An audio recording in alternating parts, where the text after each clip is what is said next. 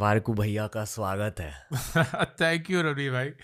बहुत बहुत सालों बाद बट फिर से मुलाकात हो रही है इन पर्सन। लास्ट टाइम हमने वर्चुअली किया था, बहुत मज़ा आया था। मैं शायद आपसे सिर्फ एक बार पहले मिल चुका हूँ इन हाँ, पर्सन, यस, बैंगलोर के एक इवेंट में। करेक्ट पर ऐसा लगता है कि मैं आपकी आत्मा को जानता हूँ, क्योंकि आपसे इतना कुछ सीखा है ऑनलाइन।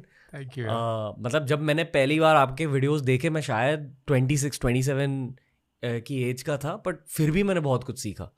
तो थैंक यू। मतलब जो कंटेंट आप अपलोड करते हो उसमें पावर है। That's all I want to say. Thank you so much. Thank you, that means a lot man. आपका जितना भी कंटेंट है, मैं उसे टर्म करूंगा एज फ्यूचरिस्टिक। हर कोई आपके कंटेंट को देखकर अपने फ्यूचर को प्लान करता है, वो आपका मेन यूएसपी है। पर आप उस फ्यूचर को जी रहे हो, क्योंकि जो भी आप बताते हो आई एम श्योर कि आपने खुद प्रैक्टिस किया हुआ है। तो कैसी है लाइफ? अब ड्रीम के बारे में बताइए। तो अभी हम एक ऐसी ज़िंदगी जी रहे हैं जहाँ हम हफ्ते में 20 घंटे से कम काम करते हैं। वर्क फ्रॉम होम है, एक फुली रिमोट टीम है, बहुत लगन वाले लोग हैं, बहुत बहुत मुश्किल से ढूंढ के उनको लाया है एंड फिर उनको बहुत प्यार और मोहब्बत से रखते हैं, अच्छा काम देते हैं, अच्छे पैसे देते हैं एंड वो हमारे लिए फिर बहुत सारी ऐसी चीज़ें करते हैं जो हमें नहीं करनी पड़ती। एंड जैसे कि आपने बताया, बहुत ज़रूरी एस्पेक्ट है कि मुझे ऐसा लगता है ज़िंदगी में जब तक आप वैल्यू क्रिएट नहीं करेंगे, दूसरे लोगों के लिए नहीं बनाएंगे, खुद के लिए नहीं बना पाएंगे। क्योंकि अगर बनाएंगे भी, वो किसी ना किसी तरह से एक चोरी ही होगी। एंड मैं पूरी ज़िंदगी इस विश्वास के साथ जीता था रणवीर कि ज़िंदगी में और दुनिया में पैसा जो है वो लिमिटेड है। तो अगर कोई अमीर बनता है वो किसी गरीब से छीन के ही बनता है। एंड ये अंधविश्वास इतना जड़ा हुआ था कि एक तो पैसे से नफरत थी, अमीरों से भी नफरत थी एंड ये विश्वास था कि अगर अमीर बनना है तो किसी अलग ढंग से ही बनना पड़ेगा, क्योंकि ये सेम तरीका तो नहीं अपना सकते। फिर धीरे धीरे जैसे बड़े हुए, मुश्किलों का सामना किया, तो ये रियलाइज़ हुआ कि यार पैसा जो है ना वो बनाया जाता है और उसको बनाने का तरीका वैल्यू होता है।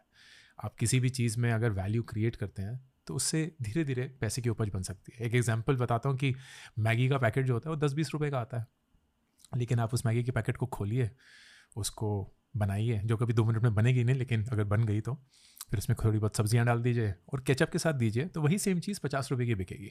अगर आप लद्दाख में होंगे तो 100 रुपये की बिक जाएगी। अब ये कहाँ से पैसे की उपज हुई? वो 10 रुपये की चीज़ में, 20 रुपये की चीज़ में आपने शायद 5 या 7 रुपये और जोड़ दिए होंगे, लेकिन आपने किसी के लिए वैल्यू क्रिएट करी जिसकी वजह से वो आपको पैसे देने के लिए तैयार हो गए एंड वो पैसा almost out of thin air निकल के आया है। And that is the concept of money, it is not limited. So जब वो वैल्यू की तरफ फोकस आया कि कंटेंट से वैल्यू बन सकता है, एजुकेशन से वैल्यू बन सकती है, आपके एक्सपीरियंसेस शेयर करके वैल्यू बन सकती है। ज़िंदगी में इतनी ठोकरें खाई हैं, इतनी इतनी इतनी गलतियां करी हैं कि अगर वही गलतियों के बारे में मैं बात कर लूँ तो शायद कोई और इंसान उसको कम करेगा या नहीं करेगा एंड उससे शायद उनकी वैल्यू क्रिएट हो जाएगी, जैसे आपने बताया।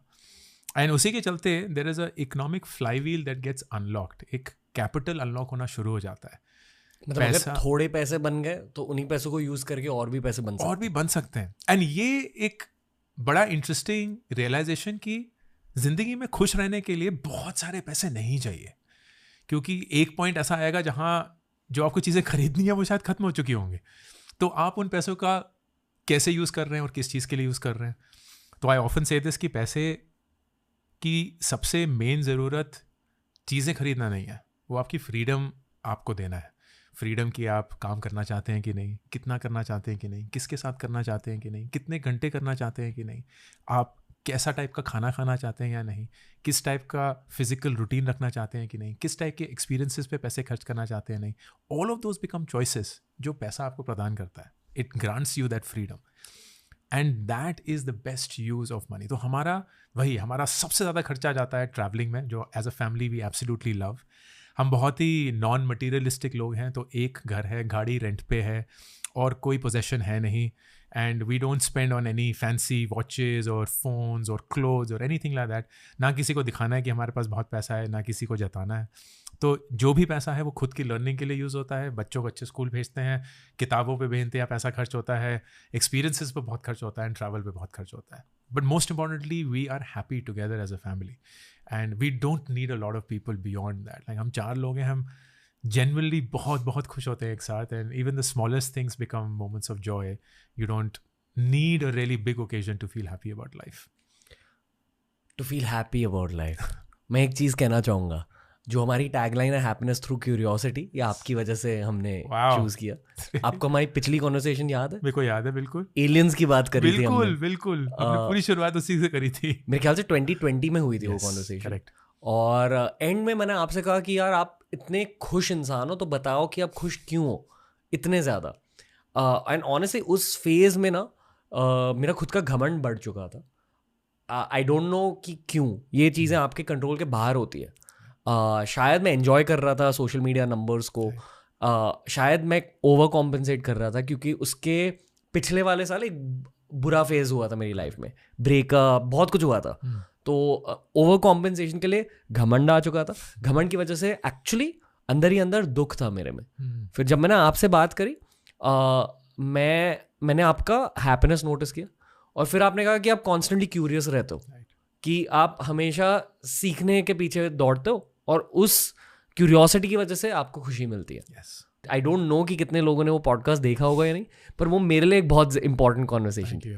ऐसा लगा कि एक बड़े भैया ने आकर मुझे थोड़ा सा करेक्ट कर दिया कि खुशी ना घमंड से नहीं मिलनी चाहिए बल्कि क्यूरियोसिटी से, जिज्ञासा से। सो थैंक यू वारिक भैया। थैंक यू सो मच यार, thank you for acknowledging it. मुझे बिल्कुल याद नहीं था ये वाला पार्ट मुझे बिल्कुल याद नहीं था, बट थैंक यू। छोटी छोटी चीज़ें ऐसी रह जाती है ना, एंड यू फॉरगेट इट, लेकिन दूसरे लोगों के जहन में वो बस जाती हैं, and that's the beauty of life. ये मेरी लाइफ का एक बहुत बड़ा मोटो बन चुका है, not just for the show, पर सच में जब कभी कोई दुख होता है या कभी कोई बर्नआउट फील होता है लाइफ में, तो फिर मैं सोचता हूँ कि यार मुझे इतनी हैप्पीनेस मिल रही है नॉलेज की वजह से, शो की वजह से। शो भी अभी पूरा नॉलेज ओरिएंटेड बन चुका है, तो अ lot of it strangely came out of that one conversation. जैसे वो रेलवे ट्रैक का एक शिफ्ट होता है, वो एक कॉन्वर्सेशन मेरे लिए वो होता है। और मैं ऐसे ही नहीं कह रहा हूँ, मैं जेन्युइनली ये कह रहा हूँ। No, I really acknowledge that. Thank you so